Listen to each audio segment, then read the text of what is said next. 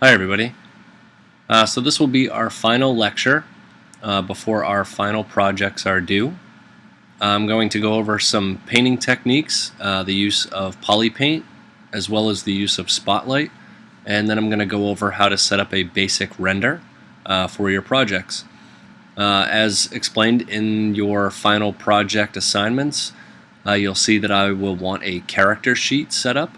That'll be 4 separate images of your projects compiled into one image, and I gave an example of what I want those projects to look like in the assignment, and I will need you to submit that one image set up just like it is in the assignment.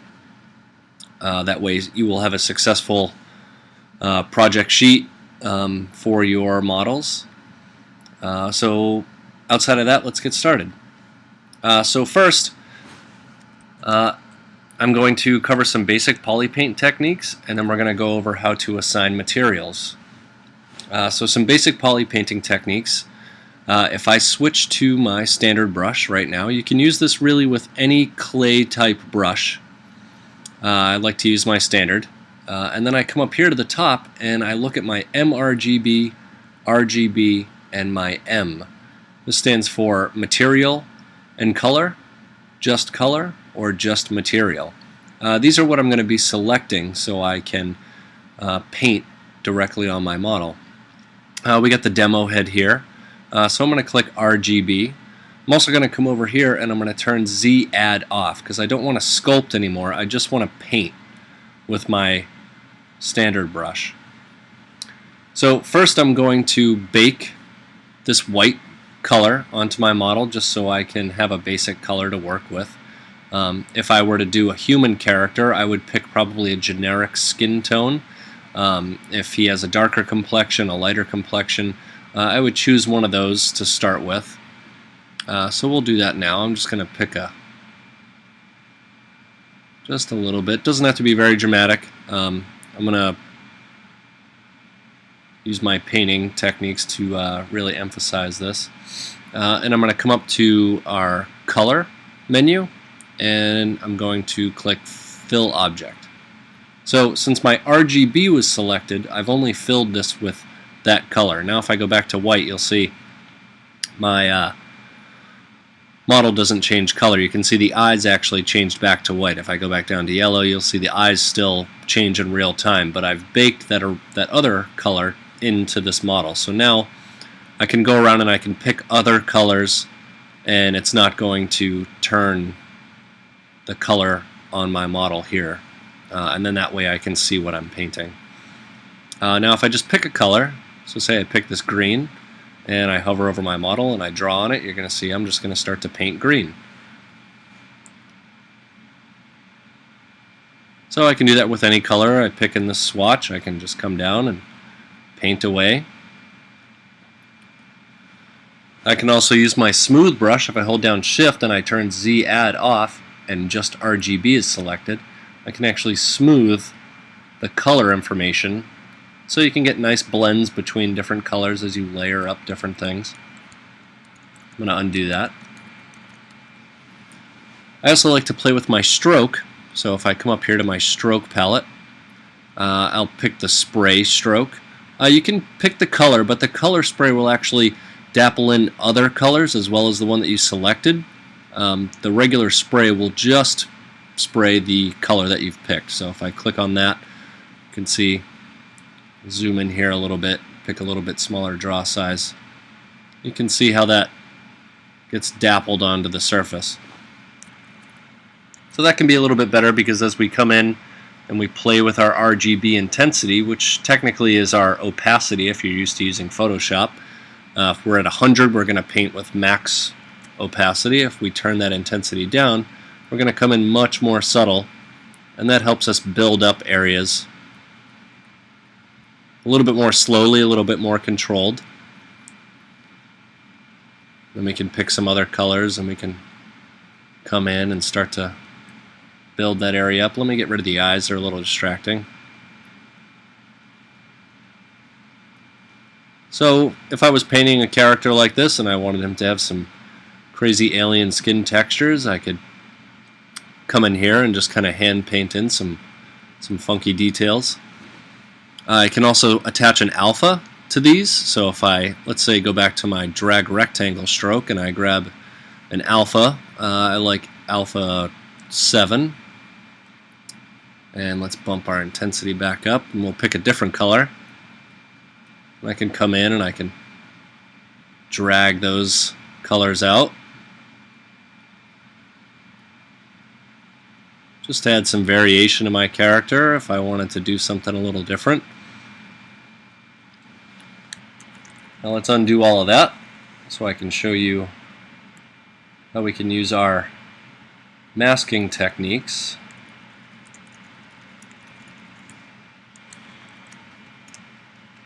to take that even a step further. So if I scroll down here to my masking rollout, and if you look down here, there's a lot of different masking buttons that you can click on.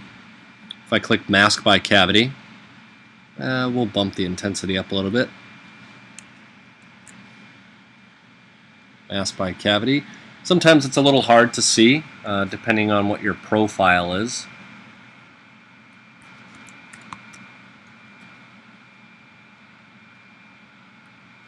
But what you'll get when you do these is you can come in and you can spray, and you'll actually get some areas that are not affected because you're running a mask. There's other buttons like Mask by Smoothness. You can see I get a very interesting mask there. So if I go back to my regular dot stroke and begin to paint in this yellow here, and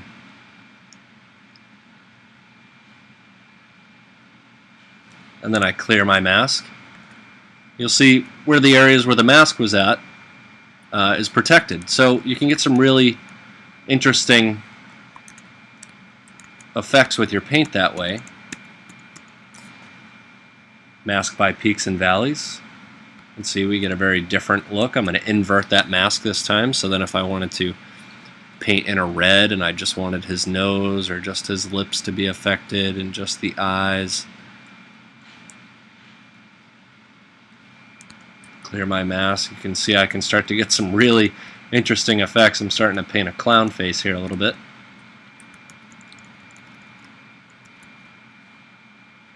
So if I undo all of that.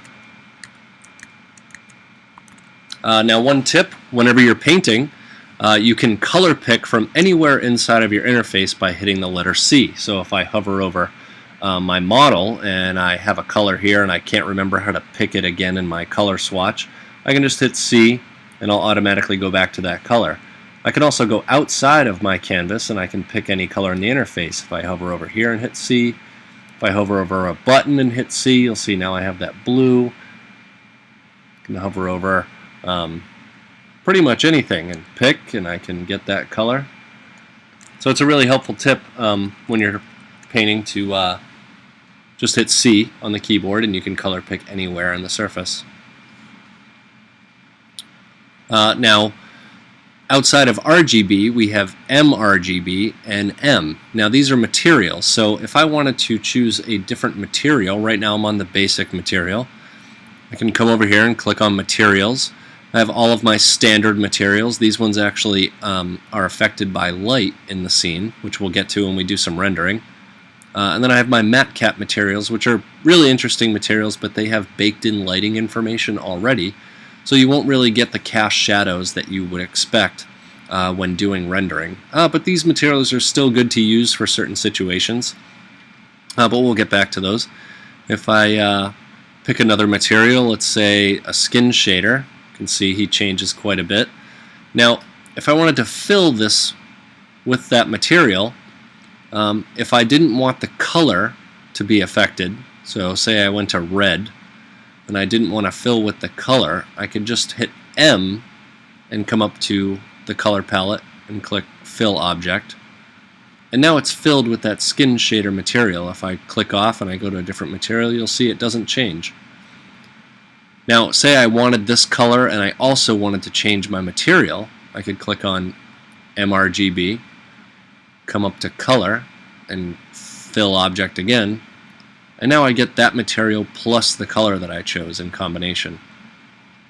Now you're going to get variations on that color and that material depending on your RGB intensity slider. If you're at 80 something like I just was, you're going to get about 80% of that color information when you bake that in. If you're at 100, you'll get 100%, and if you're at a lower level, you'll get a lower percent. You'll see I just added about 22% blue to that red, and it changed it just quite a bit. Now if I bump it up to 100 and hit fill object, you'll see I'll get all of that blue. So play with your slider here, or keep an eye on it when you're filling your objects to make sure that you're getting the exact color that you want. Now, moving on from basic painting and filling of materials and color, we can also go to Spotlight. Now, Spotlight is a very, very powerful texturing tool, and you can actually undo this. I'll get back to a more generic shader. Okay, we come up here to our texture palette, so I'm going to click texture, and I'm going to import a texture. So I'm going to go to import, and I'm going to search around in my files, and I'm going to pick a texture that I have. So you can see now I have a texture loaded in here. This is a great face that you can find. They have a lot of head textures like this on Google. I got this one from a website called 3DSK, which is great for this type of stuff. Now we want to click on that to make it our active texture, and you'll see it highlights over here in our little quick palette. And then we want to hit this button that says Add to Spotlight. So we're going to click Add to Spotlight, and Lightbox is going to pop up. We want to close Lightbox. But now we get this face image with this new tool here in the center.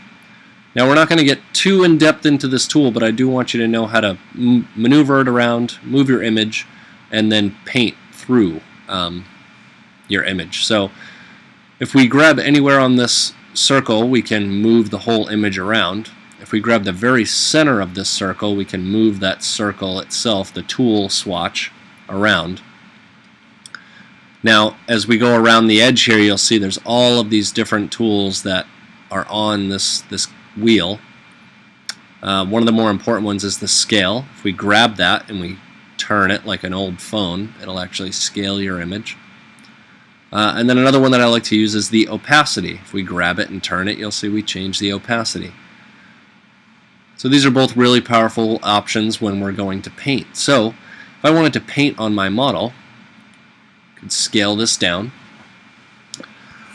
And if I want to hide my wheel tool so that I can start painting, I just hit Z on the keyboard. So now what that does is it allows me to manipulate my scene, turn the floor off, and now I can scale my head model up here. I'm going to hit Z again to bring that wheel back because I need to scale up my image. And I'm going to grab the opacity and I'm going to take it down just a little bit so I can kind of see through my image and start to see how much more I need to scale up so I can paint through the model. So once I find a spot that I like, I'm going to hit Z on the keyboard, and now that that is hidden and I have RGB selected, we can actually start painting through this image. So I'm just going to paint a little bit like this. And now if I go back and I actually turn that opacity way, way down, ZBrush still thinks that the image is there, but for our sake it is hidden so we can see our work as we go. So we can actually start painting directly through. Now the image that we have is obviously not going to line up perfectly with the face that we have here. So as we go, we need to constantly hit Z and readjust our image a little bit. Come in and grab some more texture.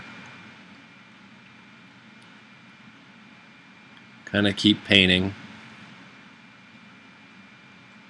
And you can see how this is a really powerful tool, how you can quickly start to flesh out some texture on your model really quick. Now, Spotlight is great to get started with, and you can kind of get a nice base down for your character, but like you can see, the image will never quite match up 100%. You can spend a lot of time working on it, and you can get pretty close, but you're always going to have some touch-up work that you're going to need to do. So you're not going to want to rely on this too much. So after we get to a certain point, then we'll come out of that. So we'll hit Shift-Z, which will get rid of our image completely, and we're able to go back to sculpting and painting directly on our model. But now that we have some information here, we can do some subtle things like going back to our spray stroke and using a nice alpha, turn our RGB intensity down, and then we can hit C on the keyboard over our face and start to color pick some of these areas. And we can start to slowly build up that color around our model. So you can see it's a really great, fast way to texture paint.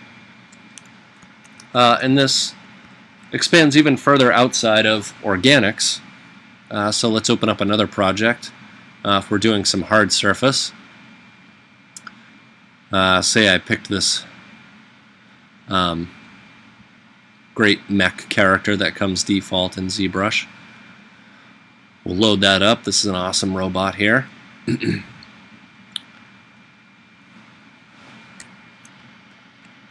And say we selected out some subtools here. I'm going to pick just these front drum pieces. And default, they're giving me this shiny matte cap material, which isn't bad. But I might want to try something a little different. I may just stick with a basic blinn or a metal material right now. I'll probably just pick this metal material because I'm actually going to paint on my own texture. So if I go back up to my texture palette and I go to import, and let's see,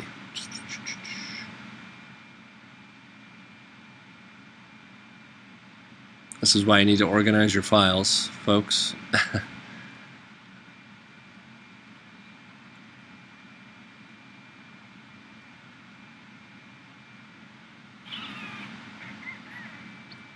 There we go. So I'm just going to choose a basic metal texture. You can see here. Again, I'm going to select it, and I'm going to hit Add to Spotlight.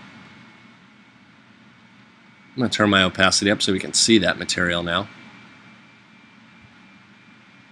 And then I'm going to scale it down. And we're going to hit Z on the keyboard.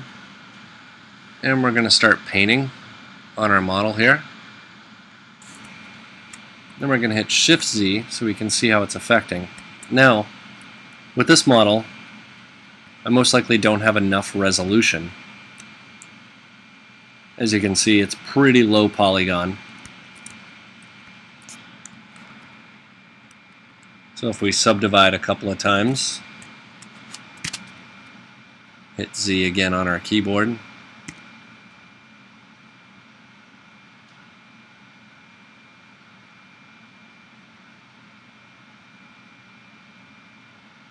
make sure we don't turn dynamic on accident by hitting the D key. That causes everybody's computer to chug along. So again, I'm still playing with my resolution, just bumping it up until I can get a texture that I like.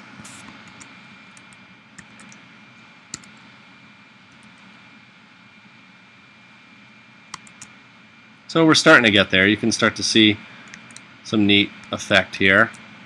Maybe go up one more resolution. And we'll paint through.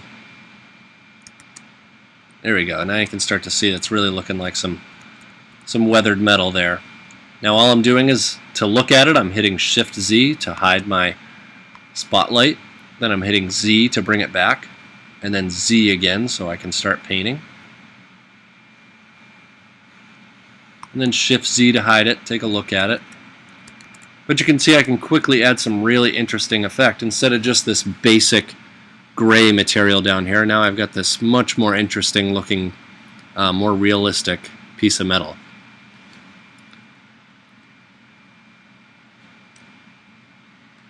So We have learned how to bake materials and RGB color onto models by going up to Color and Fill Object and making sure either RGB or mRGB or just M is selected. We've gone over selecting out materials and how to bake those on. We have also gone over how to do some basic poly painting just using our mRGB and RGB. And then we've also learned how to use our masking buttons to get a little bit more interesting effect on our objects. If you're painting a face or a creature or a robot, and you want to get into all those little crevices and nooks and crannies, it's a really good way to do that, to really add some different effects. Now, if we wanted to finish our painting and we had decided that everything was all set and we were ready to start rendering, I'm going to use this robot model here as a render object. We're going to start setting up a basic render scene. Now, we're not going to get too in-depth with our rendering just because there's an infinite amount of tools that we can use inside of ZBrush. And then there's also other great programs like Marmoset and Keyshot that we can do rendering in as well. Maya with Mental Ray, V-Ray, all of those are really great programs. But just for this class, we just want to set up a basic render scene, so we can get our project sheets ready for submission. So for this, I'm actually going to leave the floor off because it's much easier when I go to compile this into multiple images to not have a shadow on the floor, because when you put it all in as one image into Photoshop, your shadows will be cut off, and it can kind of take away from the look. So we're going to start with this image here, and I'm going to come up to the render palette, and I'm actually going to dock that over here because I'm going to use that. And then I'm also going to grab the light palette, and I'm going to dock that as well. Now, first I'm going to come down into my render properties, and I'm going to see what I have selected here. Okay, so this should be your default selection. Now, if I hit BPR render, which is the rendering engine we're going to be using, best preview render, if I click that, you're going to see it loads up, and it's calculating all the shadows from my current light setup.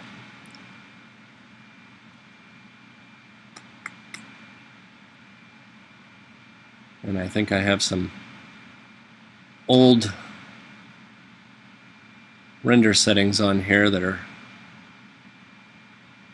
causing the foreground to disappear. Looks like might have to load up a different project. Here we're getting a very strange depth fog effect here. Let's try and load up a different scene.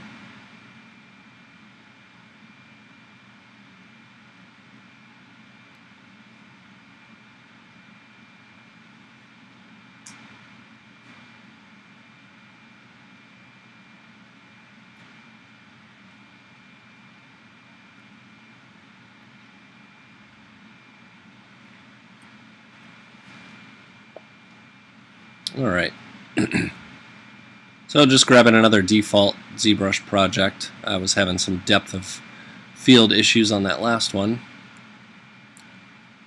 But okay, first this will be your default render properties, and we're going to play with a few of these buttons, and then we're also going to play with some lights. So first I want to grab my main light, and I want to set my model up looking the way that I want it to best present.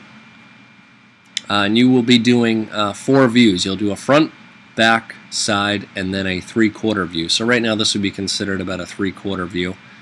3/4 is usually your best view of your model. It's not orthographic, it's more of a real-time view. So that's what I'm going to be practicing on right now. And then I want to come up here to my light palette, and if you look at the sphere, there's a dot on the sphere. If you grab that dot and move it around, you'll actually adjust where your light is falling in your scene. So if I want it to highlight this side of my model, if I want it to highlight this side of my model, that way I can decide which way I really want to grab the best look of my model. Now I can take my intensity and I can drop it down just a little bit.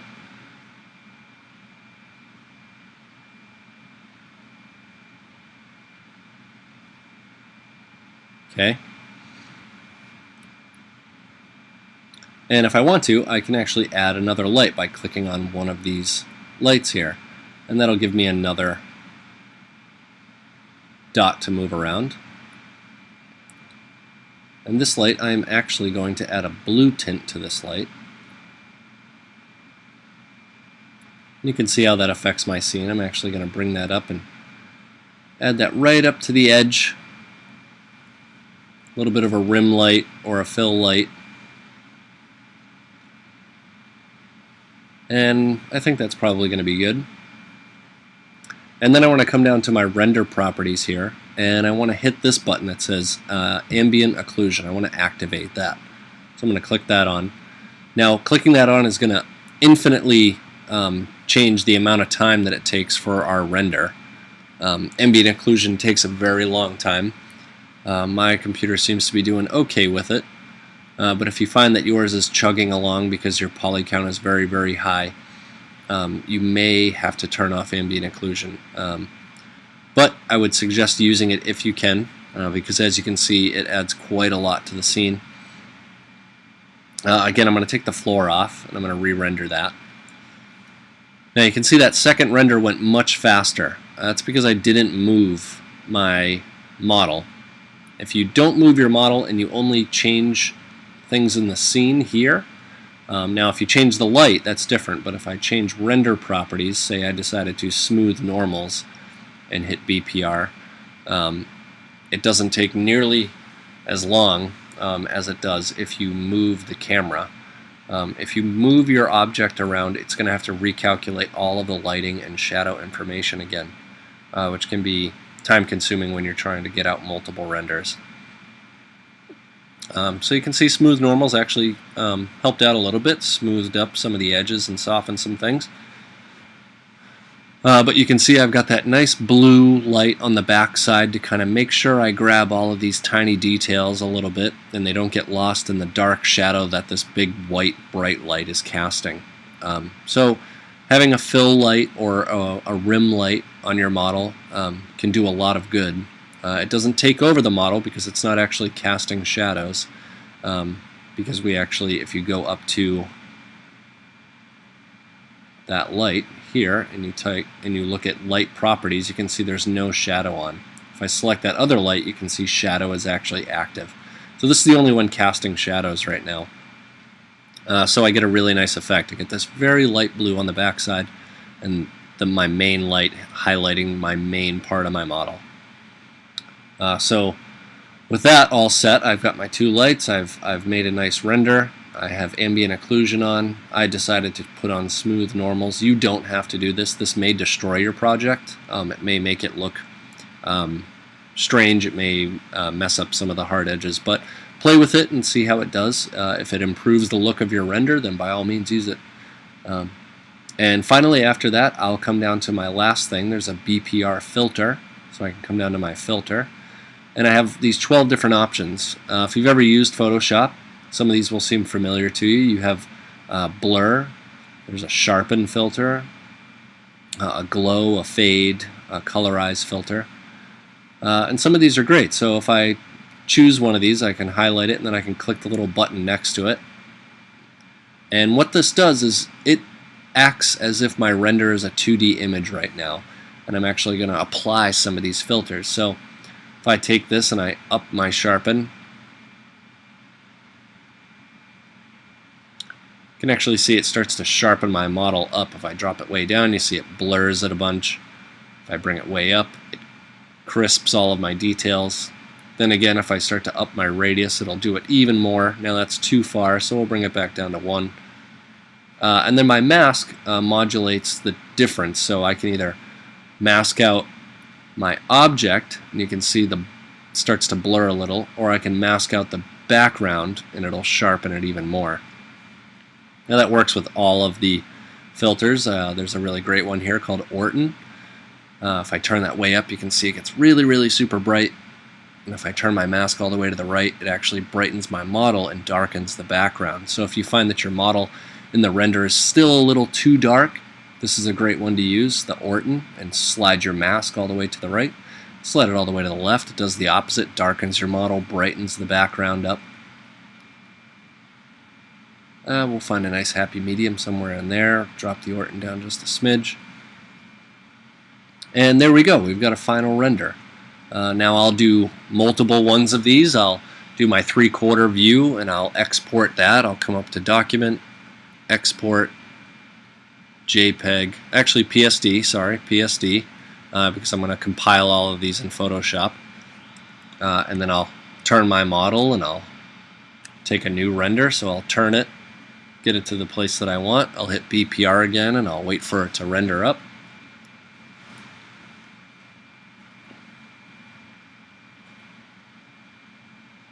And it can take some time.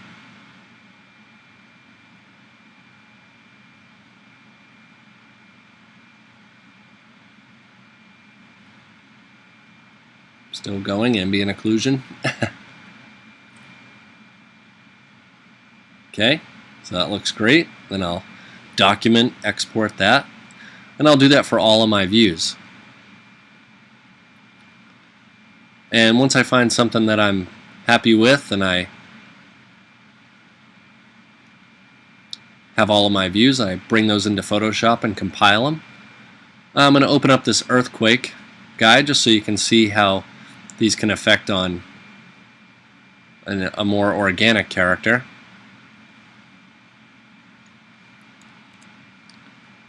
Now before we actually hit render, I want to come into his properties and look at everything that he has. Now he has wax preview and SS turned on. I'm going to turn those off, and I'm going to turn flatten back on, and we'll turn ambient occlusion on, and we'll hit render. And you can see this is going to take a very long time to render him out. He's a much more complex model. But that just gives you an idea of how long it can actually take depending on your lighting setup, your polygon count, also if you have ambient occlusion on, if you have smooth normals. Just things to play with as you set up your scenes and your lights to render. But for this week, I just want everyone to apply some materials and some poly painting and hopefully some spotlight texturing to their projects. And then I want you to take a snapshot like you have been and submit a couple of images of your painted work.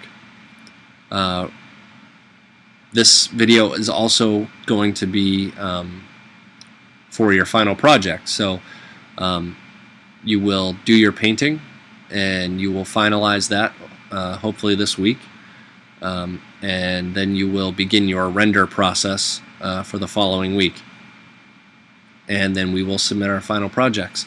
So remember to take 4 different views of your projects, painted, textured, and then set up a small render scene like we did here with at least 2 lights, and then find your front, back, and side views and a 3/4 view, and render out each of those images and bring all 4 of those images into Photoshop and compile them into one long character sheet.